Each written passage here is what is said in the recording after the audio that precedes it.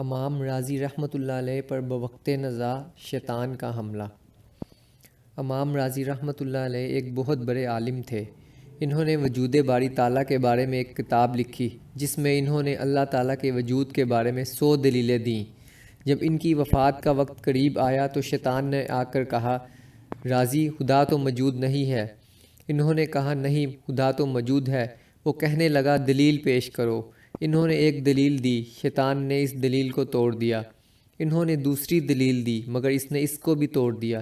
انہوں نے تیسری دلیل دی اور اس نے اس کو بھی توڑ دیا۔ بالآخر انہوں نے اپنی جمع کردہ 100 دلیلیں دیں اور اس نے ان 100 دلیلوں کو توڑ ڈالا۔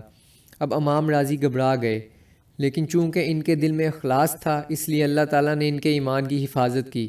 اس وقت آپ کے پیر و مرشد شیخ نجم الدین کبریٰ رحمۃ اللہ علیہ دور دراز کسی جگہ وضو فرما رہے تھے۔ اللہ تعالیٰ نے انہیں امام راضی کی پریشانی کے بارے میں کشفاً مطلع فرما دیا۔